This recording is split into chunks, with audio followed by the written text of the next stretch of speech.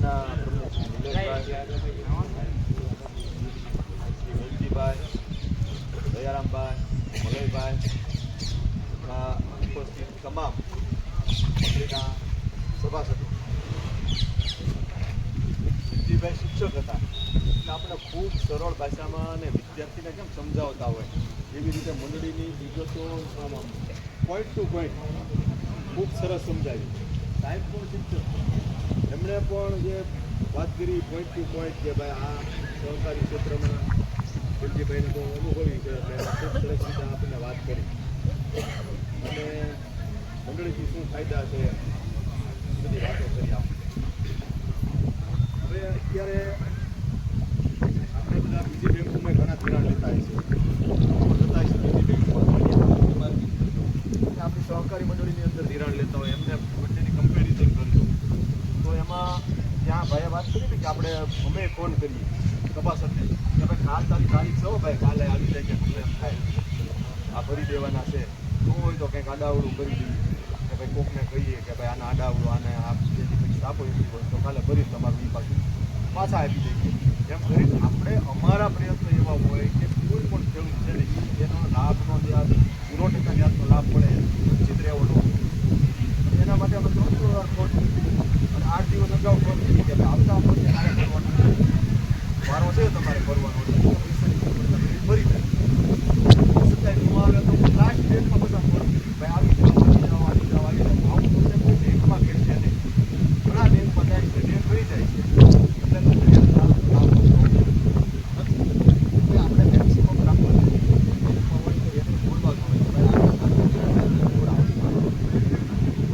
રહી વાત સહકારી ક્ષેત્રના વિશ્વાસ તમારે તો અહીંયા કંઈ એવો પ્રશ્ન જ નથી કે ભાઈ તમે મંડળીમાં ખાપણ મૂકવો છો અને એક બધો તમે ખાપણ મૂકો જ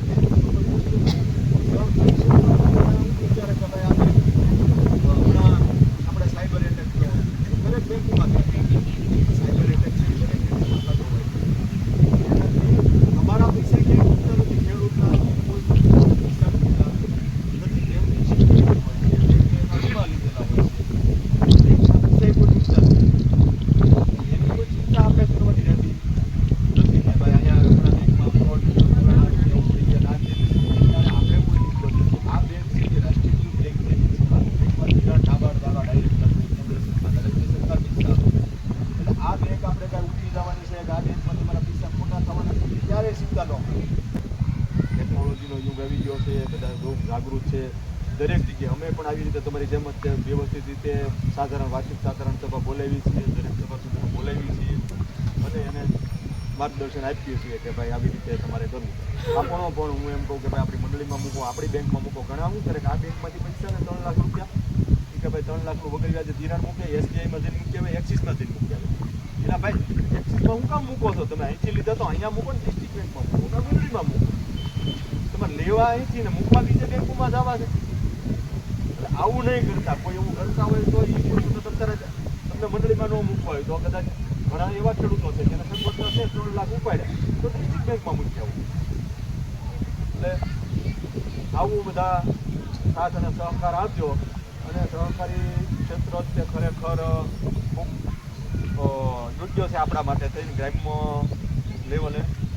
બાકી ઓલી બેંકોમાં આપણે જઈએ SBIમાં અલગમાં ખાતા હોય તો પ્રતિ કલાક લાઈનમાં ઉપર આપણે ખબર પડે નહીં જે બાજુ હોય કોઈ ફોર્મ ભરી દે નહીં બરાબર. અહીંથી બધું તમને અહીંયા અમારે કમ્પ્લેન કરીને આવે વળી બેંકમાં જાઓ તો અમારે બેંકમાં પટ્ટાવાળા હોય કે ક્લાર્ક હોય તો એ ભરી દે બધું કે ભાઈ લાવ આ બધું લઈ આવો અમે તમને ભરી દઈએ.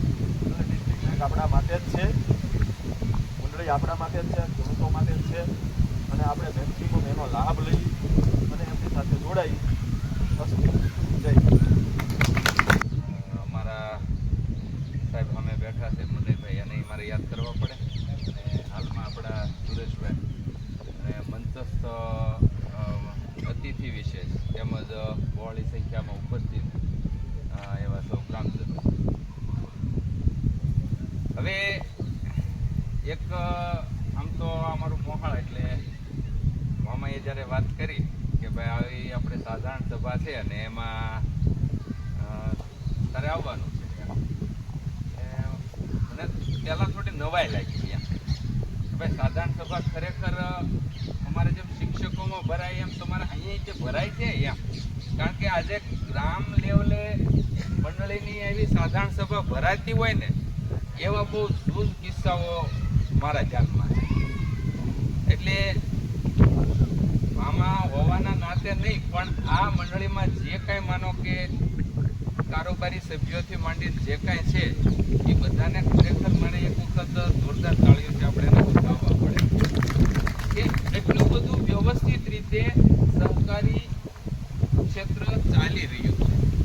પણ ખરેખર એની પારદર્શિતા બતાવે છે કે બધી જ વસ્તુનો અહીંયા હિસાબ તમારી સામે આપ્યો. એટલે ગ્રામ્ય લેવલે કઈ એવી મંડળી હશે કે જે આ બધો તમને ખુલ્લો હિસાબ તમને પૂરો પાડતી હોય? એની કદર આપણને ન હોય. ગંગાના કિનારે રહેતા હોય અને ગંગા નદીના પાણી હારે કઈ બહુ જાજુ લેવા દેવા ન હોય. આપણને એમ થાય હાઈટ કે એકવાર બોલીએ ગંગામાં, પણ એને કઈ એની હારે મતલબ ન હોય. એમ તમને આ સુવિધા મળી છે ને એટલે એની કદર ન હોય. બેંકમાં માનો કે અમે પીપલથી આવતા હોઈએ અને ગમે કારણોસર અમારે પાછો ધક્કો થતો હોય ને આમ તેને એવું બધું થતું હોય એ તમને અહીંયા બહુ આસાનીથી મળે છે. અમારે જે માનો કે કોઈ કૃષિ ઉપર આવું ધિરાણ લેવું હોય તો અમારે બેંકનો સહારો લેવો પડતો. અમે માનો કે તળાજા અથવા તો જેવી આ રીતે કરતા હોઈએ અને ત્યાં કેટલા હેરાન અમે થઈએ છીએ ને. એક આ તો બે ક્ષેત્ર લેવલે હું વાત કરવા માંગુ છું. એક તો તળાજા તાલુકા પ્રાથમિક શિક્ષકોની જે મંડળી છે એના પ્રમુખ તરીકે વાત કરીશ, પણ સાથે સાથે એક ગામમાં જે આવી સારી મજાની સુવિધા ઊભી થઈ છે ને એટલે હું તફાવત સમજાવું છું કે તમને કેવો લાભ મળે છે અને માંડીને બધી રીતે. હવે માનો કે ફોન કરવાની સિસ્ટમ તો એ મને નવાઈ લાગી. ત્યારે વાત કરી ને કે ભાઈ તમને ફોન કરીને ક્યારેક યાદ કરાવતા હોય એવું બનતું. ફોન કરે ભાઈ હા, નહીતર ઈ ખરેખર એને આવતું જ નથી ક્રાઇટેરિયામાં. ઈ કદાચ ફોન ન કરે ને તમારું ચૂકાઈ જાય તો નુકસાન કોને થાય? સભ્યોને થવાનું છે ને.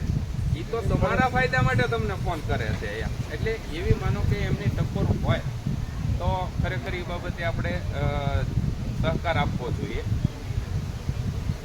તો મંડળીમાં જ્યારે અમારે 1100 સભ્યો છે અને બહુ મોટું એવું કારણ કે શિક્ષકોનું હોય એટલે ધિરાણનો ને બધી વહીવટ ઘણો બધો મોટો હોય. હા, એટલે સેવિંગ ઉપર 7% આપણે કોઈ પણ જગ્યાએ આપણા બેંકના ખાતામાં તમારા પૈસા માનો કે પડ્યા રહેતા હોય તો 3% કે 4%. અહીંયા માનો કે એના પૈસા જે છે એ તમારા અહીંયા પડ્યા રહેશે તો તમને કેટલા ટકા મળે છે? 7%. અને એફડી સિનિયર સિટીઝન હોય તોય તે વોટ્સએપ 7.5 થી લગભગ નહીં વધતું હોય. હા, એટલે 7.5% તો કોઈને એફડી ઉપર નથી આપણે વ્યાજ કોઈ બેંક ચૂકવતું. તો એ તમને અહીંયા 9% મળે છે. તો આપણા જે કાંઈ માનો કે પૈસા છે તો એ પૈસા એક મંડળી છે તો એ એટલું બધું તમને માનો કે ત્યાં એફડીમાં છે એ 9% સુધી તમને આપે છે અને સેવિંગમાં છે એ તમને 7% સુધી આપે છે.